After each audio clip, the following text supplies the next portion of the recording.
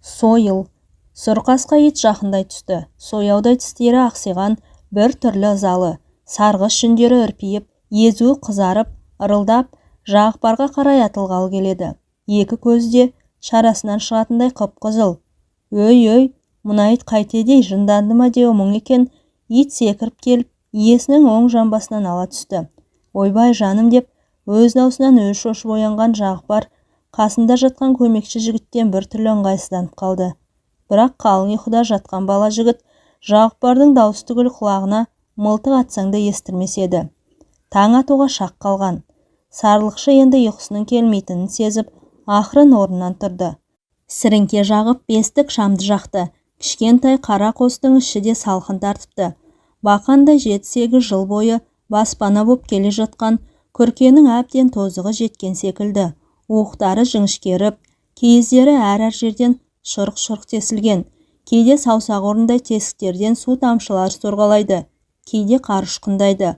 Ал енді сәл-пәл боран соға бастасақ, қостың киіз жамылғысы қарғаның қанатындай қалбалақтай жөнеледі. Міне, қысы-жазы осы. Өткенде Жағыпар ферма меңгерушісіне осы туралы айтып та көрген. Бірақ адамдармен жүре сөйлесіп, көзін аудара тіл қататын безбүйрек меңгеруші, осы сен сұранбасаң жүре алмайсың ба? Кеше ғана алған жоқсың ба жап-жаңа сұр киіздерді? Қалай ғана тоза қалды? Сол киіздердің бәрін үйіңе жинап жатқан жоқсың ба? Киіз мені сатсаң да жоқ. Бір жылға қоян терісі де шыдайды. Биыл ептеп-септеп шығыңдар, келесі жылы көрерміз деп қолым бірақ сілтеген. Менің киіз алғаныма пәлен жыл болды ғой. Кеше ғана алсам, сұраймын ба?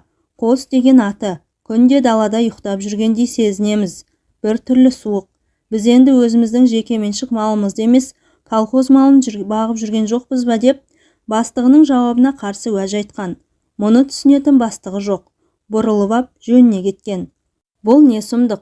Өз жеке басымызды, өз қамымызды ойлауды қашан қоямыз? Біздің мұқтажымызды енді кім өтемек? Осылай жүре береміз бе? Мал екеш малға да жаның ашиды.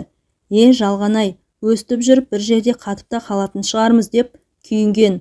Амал нешік? Өз қолында ештеңе жоқ болғасын, іштен тынып жүре бергенің. Жағыпардың ойына осының алдындағы ферма меңгерушісі оралды.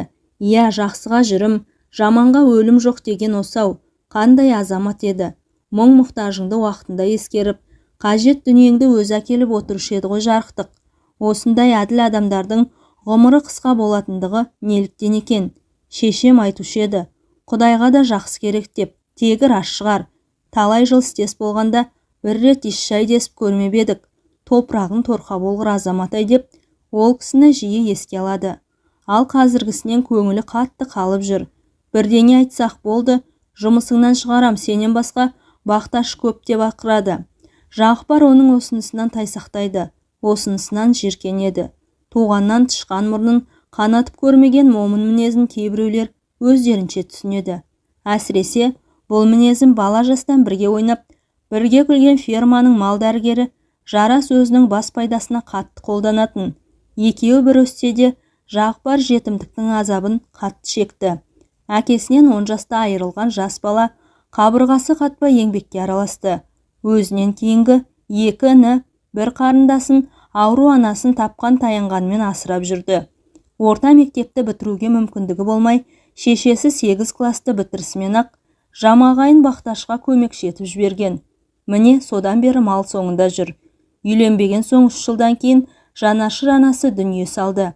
Іні қарындастарын өсіріп, адам қатарына қосты. Ол кейде отырып, Жарастың тірлігін еске алады. Оның тағдыры керісінше қалыптасты. Ауылдағы белді бір бастықтың баласы не ішіп, не кием деп ойламайды. Сабақты нашар үлгерсе де, 4-тік пен 5-тікке ие болып жүрді. Бұл тау-таста сарлықтың соңынан жүргенде, ол тәтті құттыны жеп, мамық төсекте ұйықтап жатты. Ол 10 жылдықты бітіріп, 4 жыл қатарынан институттан құлап қалды. Ал облыс орталығындағы техникумға түскенде жұрт, әкесі төре емес пе, өзі апарып орналастырды ғой деп шулады. Жел соқпаса шөп басы қимылдай ма? Бұл лақаптың да жаны болуы керек. Бірақ Жағыпар бұл сөзге көп назар аудармады. Түссе түскен шығар. Бала жастан бергі құлынтайдай тебісіп ойнаған досым ғой, оқысын деп іштей қуанғанда. Жағыпар апыл-ғұпыл киінді де тысқа шықты. Күзгі ызғырық самал бетті қарып өтті, бірақ талай жылдар бойы ғұмыры тау мен таста өткен оның денесі дала салқынына берілген жоқ. Тіпті көкірегін келе дем алып серги түсті. Ол Алтайдың ауа райын, осы өлкенің жай-күйін күні бұрын анықтап біліп отырушы еді. Құды бір барометр дерсің. Оның бұл қасиеті ондаған жылдар ішіне бойына ұялады. Туған жердің қатал табиғатынан ол көп нәрсе үйренуге мәжбүр болды. Кей кездері өмірден сүзіп алған осындай тәжірибелері көбіне көп жәрдем беріп, Жағыпарды әлденеше рет апаттан да сақтаған. Жағыпар өзінің көк дөненіне жақындады. Қараңғыда иесін жақсы танымады ма, бұған осқырына қарады. Жақындап келгесін ғана сенбісің дегенде сабасына түсіп, басын қайтадан жерге салды. Ызғарлы желдің екпіні қатая түсті. Жеңіл киінген бақташы жылдамдатып, жайдақ атқа қонды да бір атты жетектеп қосқа қарай бет алды. Мақсаты атын ерттеп, шайын ішіп, сарлықтарын шолып қайту. Қостары шағыл тастың жел тимейтін нығына орналасса да, ызғардың аты ызғар. Киіз тамның іші сап-салқын екен. Көмекшісі әлі оянған жоқ. Ұйқыны соғып жатыр. Жаңа кеткенде оятып кетпеген екем. От жағып қоятын деп күбірледі де от жағуға кірісті. Болып жатқан тірліктің сылдырынан көмекшісі де оянды. Бұл 20-ға ғана жаңа келген тәжірибесі де шамалы бала жігіт. Жағыпар өз қамқорлығына алып талай жылдар бойы көрген білген өмірден түйгенін тәлімін үйретіп жүр. Әй бала, тұрмаймыз ба? Мен аттарды алып келдім. Табынды байқап келейік. Асанның да келіп қалатын күні болды. Мен де демалысқа дайындалуым керек. Сарлықтарды түгендемесек болмайды. Ауа райы да түйіліп тұр. Боран соғып кетсе жағдайымыз қиындап кетер деп көмекшісіне ескертті. Ту, суығын-ай, қош жылғасын тұрайын шаға. Соны күтіп жатасың ба? Тұрып атыңды ертте. Жылдамдату керек деп Жағыпар да қояр емес. Сен түбінде бір дыбыс естіген жоқсың ба? Ол қандай дыбыс? Менің құлағым бір нәрсені шалған сияқты болды. Ұйқылы ояу жатып бұған назар аудармаппын. Жаңа ғана ойыма түсіп отырғаны. Ит құстың ұлғанына ұқсаған бір дыбыс. Ит құс дейді болса ше, сарлық қанша ит құс келсе де алдыра қоймас. Кім біледі, қайраты мол ғой бірақ деп Жағыпар сөзінің соңын жұтып қойды. Сосын бір шама уақыттан кейін сөзін қайтадан жалғады.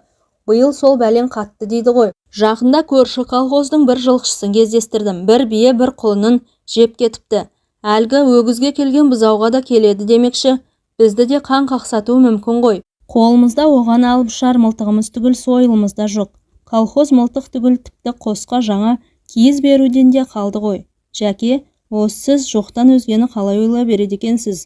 Колхоз басқармасының сырын жаңа біліп жүргендей сөйлестегі. Осыны айтсаң өз қадірің кетеді. Қайтеміз қайта-қайта бір нәрсені сөз қылып, деп көмекші жігіт орнынан тұрды. Жылы төсекте жатқасын білінбейді екен. Қос іші мұздай аңырап тұр. Ойпырмай, 20 жылдай осындай қиыншылыққа төзіп келген Жәке сіздің жаныңыз берік екен деп жігіт от жағып отырған Жағыпарға сынай қарады. Енді не істеймін? 3 баламды әйелімді асырауым керек қой. Жетімшіліктің зардабынан оқиды алмай қалдым. Небір қалқан құлақтар отыр ғой стол басында. Оң жақ қолын қайсы десең сол қолын көрсететін. Шіркін, не істесең де маңдай термен табылған шынайы табысқа не жетсін. Енді бізге оқу қайда? Қарай артта қалмай, ағар балға түспей жүре берейік дағы. Тағысын тағыларын көре жатармыз. От маздап жанып, қос ішіне жылылық ұялады. Екеуінің тоңазған денелері жіпсіп, көңілдері де көтеріле түсті. Bir шама уақыттан соң темір пеш үстіндегі қара күйе басқан көк шәйнектің қақпағы да мен болдым дегендей дірілдей бастады. Жағыпар кешеден қалған табадағы қуырдақты да жалын өтіне қойды. Тамақты тойып ішіп атқа қонайық. Сарлықтар алыстап кеткен болу керек. Жақыннан қаралар көрінбейді. Осы менің жүрегім бір нәрсе өрекпеп тұр. Неге екенін білмеймін. Бір жамандық сезсе сөйтеді. Өй қойыңызшы Жәке, ақыр заманды орната бермеңізші. Екеуі тамақтарын ішіп, қалың киініп жолға шықты. Теріскейден өкпек жел тұрды. Алыстағы көз жетер шыңдардың бәрінде аққар жауып үлгеріпті. Қарға түскен түлкі іздері сайрап жатыр. Сұрқасқа басын жерге салған бойы жоғарға тартып барады. Анда-санда тұра қалып, келесіңдер ме соңымнан дегендей бұларға жанарын сүзеді. Сосын қайтадан жортады. Мына ит бір нәрсенің иісін сезіп жүр деді. Жағыпар төбетінің тегінен тегін осылай асықпайтынын аңғарып, түлкі шығар, бұл жерде не көп, Алтайы түлкі көп. Солардың иісін сезген болар. Бұлар жарық төбенің үстіне шыққанда Ақсай кезеңінде жайылып жүрген бір табан малды көздер шалды. Жағыпар дүрбі салды. Біздің табын, кеттік. Екеуі солай қарай бет алды. Сұрқасқа да өз бағытымен келе жортып барады. Мұны байқаған көмекші жігіт, ит соңынан жүрмейміз бе деді. Әй, қойш соны. Ол кейде бас ауған жағына да жорта береді деді Жағыпар, төбетіне сенімсіздеу көз тастап. Сүт пісірім уақыт өткен сәтте көз ұшында жортып бара жатқан ит сәл аялдады да, сосын құбылаға қарап екі-үш рет тұрды. Итінен көз жазбай келе жатқан Жағыпар да атының тізгінін солай қарай бұрған. Бұл не болды екен? Мына төбет тегіннен тегін тоқтап үрген жоқ. Дәуде болса бір нәрсені байқады деп, Жағыпар осының алдындағы сөзіне түзету енгізгендей болды. Екеу аттарының сауырына қамшыларын көсіп алды да, солай қарай зулады. Ит қасында от орнындай қарайған төмпешік жатыр. Құрық бойы алда келе жатқан Жағыпар, астындағы көк дөненді алдындағы қарайған нәрседен үркіп кілт тоқтағанда, ауып қала жаздап, әзер қалды. Ой, мына неме қайтеді? Осыдан кейін екі атта ілгері баспай тұрып алды. Бір нәрсені сезген қос сарлықшы аттарынан түсіп, ит тұрған жерге дейін жаяу жүрді. Сәлден кейін олар сол жетінде жатқан қарақасқа бұқаның өлімтігіне тап болды. Сол баяғы өзіне етені таныс, қуатты сарлық енді бір сәтте Жағыпардың алдынан жайрап жатты. Бір емес бірнеше қасқырмен күш сынасқан болу керек. Өйткені жақын маңайдың бәрі тұяқ ізінен шиыр-шиыр болып қалған. Сарлық та қасқырға алғызады екен-ау, Осы 20 жылдың ішінде Жағыпар мұндай оқиғаны бірінші рет көріп тұр. Шіркін, кәрілік деген осы-ау. Қара тұяғынан хал кетсе, көрінгенге жем болып кете барғаның. Жауған қардан қан ізде білінбейді. Сарлықтан қалған дүние, оның қара қазандай басы, 4 сирағы, мойын ақтарылған жыны. Екеуі біршама уақыт бұларға қарап тұрды. Не істейміз енді? Ішпей жемей бір сарлықтан айырылдық деп, көмекші жігіт дегбірсіздене бастады. Бауырым, сарлық түгіл бастан да айырылып қалатын күн болады. Тайыры береке бірлігімізді осы мал жетелеп кетпейтін шығар. Төле десе төлеп береміз. Әрине қанша дегенмен ыңғайсыз ғой. Көзімнің қарашығындай патшағарды аялап жүредім. Ит құс деген бәлесі қайдан сап ете түскен, Бұл дәуде болса табынан қалып қалған, әйтпегенде басқалары болса қасқыр түгіл арыстанға далдырмас еді. Енді тұрғанды қоялық. Атымызға өңгеріп алып кетейік. Қосқама, мен сенің атыңа өңгеріп берем, алып жүре бер. Өзім қалғандарын барып шолып келейін деп, Жағыпар жайылып жүрген табынды тағы да жанармен бір шолып өтті. Кім біледі, тағы да біреуі жайрап жатпаса. Осы сәтте машина гүрілі естілді. Таңғы тыныштықты тілгілеген дауыс уақыт өткен сайын жақындай түскендей болды. Әлі бұрылмаға жетпеген машина сұлбасы тау даласынан көрінер емес. Таң атпай жүрген бұл не? Қабият болатын болды ғой. Ой, оңбағанның мені көрдің бе дегендей, жол шетіне құлағанын деп, көмекші жігіт өлі басқа зілдене қарады. Сен абыржыма, бұл да Алланың бұйырғаны шығар. Қайтеміз енді? Өлгенмен бірге өлетін жағдайымыз жоқ. Өздеріне етене таныс колхоздың көне газ 69 машинасы өкіріп-бақырып, осылай қарай тартып келеді. Бұл Шібеті қыстауындағы шопандарға баратын бірден-бір қатынас жолы. Қар қалың жауған кездерде қатынаста үзіліп қалатын жәйттер кездеседі. Мұндай сәттерде колхоз қар күреуге мәжбүр болады. Қазір қар жұқа, жем шөп тиеген машиналар күнде ағылуда. Сарлық жол шетінен 5 қадамдай қашықта ши түбінде жатыр. Шопан аралап жүрген төрелер шығар. Ал енді бұлардың таңнан жолға шығуларына не себеп болды екен деп, Жағыпар ойланып біраз тұрды. Екеуінен дем алған жеңіл машина жақындап келіп, кілт тоқтады. Шофердің жанындағы ферма меңгерушісін Жағыпар анандайдан таныды. Екі беті алмадай қып-қызыл меңгерушісі амандық саулықтың орнына, мыналарың не? Маған тартқан тартуларың ба деп кекете сөйледі. Сосын өлген сарлықтың қасына келді. Ойбай-ау, мынау мен білетін қара қасқа сарлық қой, бұларың не? Бұл не сұмдығы, Соңғы кезде ауырып жүруші еді. Жасы да жетті бұл малдың. Емдетейік деп едік, мал дәрігері бұл жаққа ат ізін салмай қойды. Енді міне, айдалада ит құсқа жем болды деп, Жағыпар меңгерушіге шынын айтты. Көрсетемін мен саған ауруды. Қарашы бұлардың бәлісінуін. Былтыр мен соғымға сояйын дегенде бермей қойып едің. Көр енді, осы сарлық үшін сені су түбіне жібермесем, атым өшсін. Бастық қайтып құнын 5 есе қып өсіртем. Үндемеген сайын кетіп бара жатыр екенсіңдер. басайын мен сендердің жындарыңды. Меңгерушінің аузынан арақ иісі мүңкіді. Таң атпай қайдан ішіп жүр деп ойлады Жағыпар. Сосын меңгерушіге мылтық туралы мұқтажын құлақ қағыс етті. Жоқ мылтық, сойыл алыңдар, ер жігіт қасқырды сойылмен соғады. Оны қайдан аламыз? Құдай-ау, қасқыр бізді сойыл жететін жерге дейін жақындата ма? Неге жақындатпайды? Құйындай ұшып жүрген аттарың мынау. Қуып жетіп соғыңдар әкелерін танытып. Ту, сендермен мылжыңдасам деп басым айналып кетті ғой деп, төре 10 қадамдай әріге барып, лақылдатып құстай келіп, кеше арақтың талонын беріп еді, көбіреп ішіңкіреп қойғаным. Бас жазатындарың бар ма? Таудың тасынан басқа бұл жерде басеке не болсын? Арақ ішпек түгіл басымызды әрең алып жүрміз деп, Жағыпар бастығына жақтырмай қарады. Не болды соншама? Сендердің орындарыңда болсам, мен өзімді курорттағыдай сезінер едім. Қайтем, қалтамдағы табақтай дипломмен бақташы болайын ба? Елден яттағы. Жұрттың бәрінің қалтасында табақтай диплом түсті ғой, бірақ одан келіп кетер бар ма деп, Жағыпар селсоқ жауап қайтарды. Қосымызды дұрыстаңыздар. Суық түнімен тоңып шығамыз. Не дейді мынау? Сен мына қасқыр жалмаған сарлықты төле. Айттым ғой, су түбіне жіберем деп. Жіберем. Сол жыртық қосқа зар болып қалма тегі. Жағыпар бастығынан ештеңе шықпайтын болған соң сөзді қысқартуға мәжбүр болды. Сен біздің жылқышыларды көрдің бе деді меңгеруші сәлден кейін. Соғымға кетіп бара жатыр едім.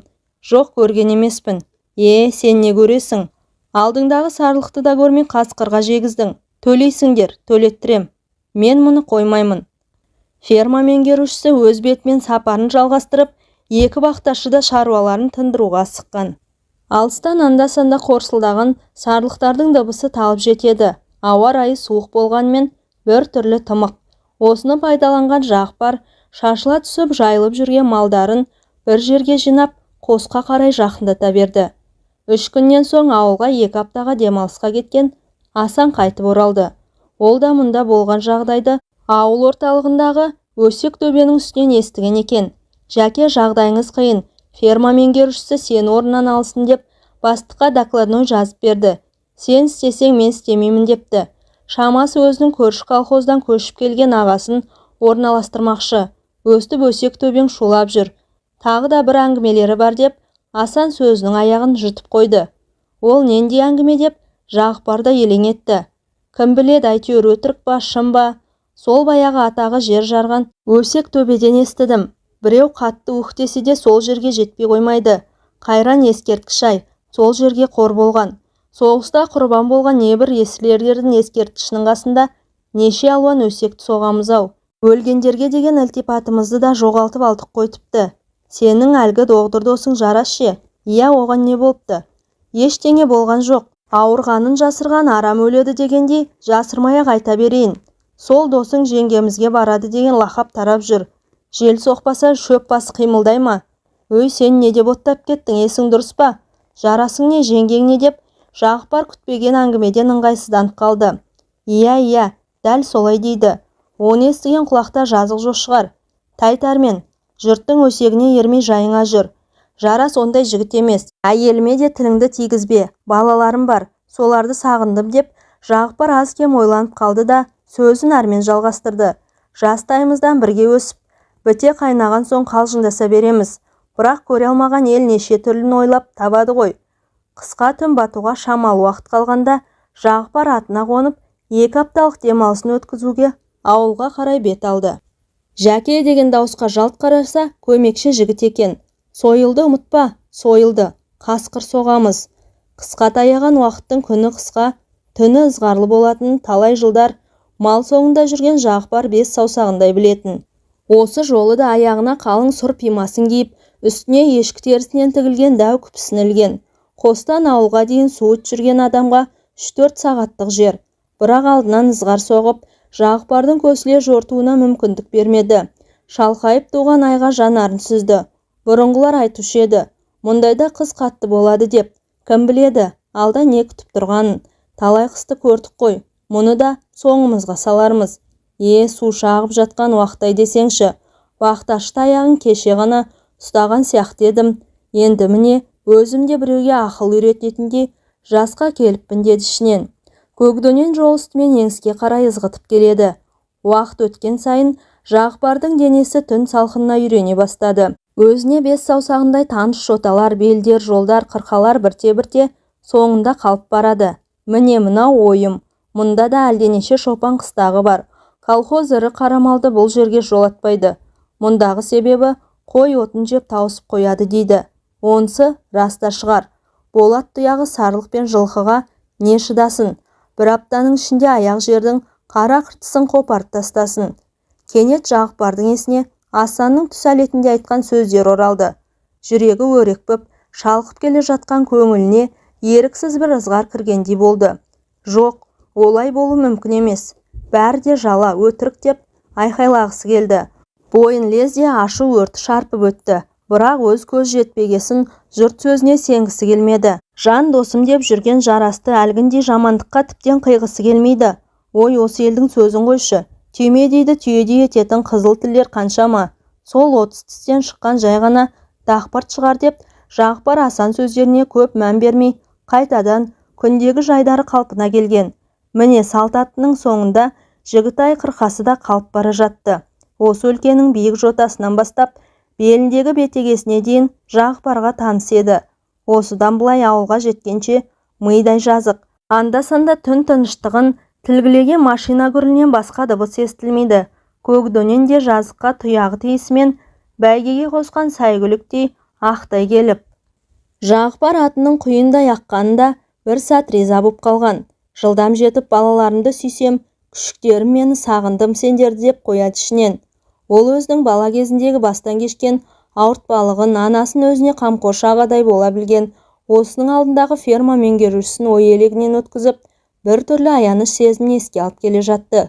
Көкдөнен де бойын жазып алғысы келгендей, бір жылдамдықпен таяр емес. Жағыпар терең ойдың құшағында отырып, өзенге қалай келіп қалғанын да байқамай қалды. Оқтай ұшып келген Көкдөнен де қапелінде бойын билей алмаған, қарын жел ұшырған жылтыр мұздың үстіне зырлай жөнелген. Жағыпар осы сәтте ғана қалың ойдың құшағынан сытылып шыға берді. Бірақ кеш еді. Көкдөнен мұзын ойып алып кеткен шұңқырға келіп, сүрінгенде ат иесі құрық бойындай қашыққа ұшып кетті. Басы ойылған мұз қиыршығына қатты тиген соншалық әп-сәтте есінен танып қалды. Шалқайып туған ай көк төсінде ескексіз қайықта жүзе берді. Жер дүниені әлсіз жарыққа бөлеп, өз бағытымен қалқып барады. Сәлден кейін аңызық жел тұрды. Айналадағы мұз үстінде екі тіршілік иесі жатты. Қанша уақыт жатқаны белгісіз, әлден уақытта Жағыпардың жүзін жыл леп шарпығандай болды. Кішкентай кезіндегі анасының аймалаған сияқты. Бір түрлі жұмсақ, ыстық еді. Іле есін жиған, көзін ашты. Жүзіне төніп тұрған Көкдөнені таныды. Манағыз қарлы желде сап тиылған. Аспандағы сары табағай тау тасасына жасырынуға бір құлаштай ғана қалыпты. Жағыпар өзіне қарай телміріп, емленген жылқының маңдайынан, жанарынан сипады. О, жасаған ем, мал екеш малда өзі берілген адам тастап кетпейді-ау. Бұл да болса адам үшін бақыт шығар деп күбірледі. Сен кеткен жоқсың ба? Кетпедің бе? Мені күтіп жүрсің бе? Мен тірімін. Маған ештеңе де болған жоқ. Қазір ол орнынан тұруға ыңғайланды. Басы әлде меңзең.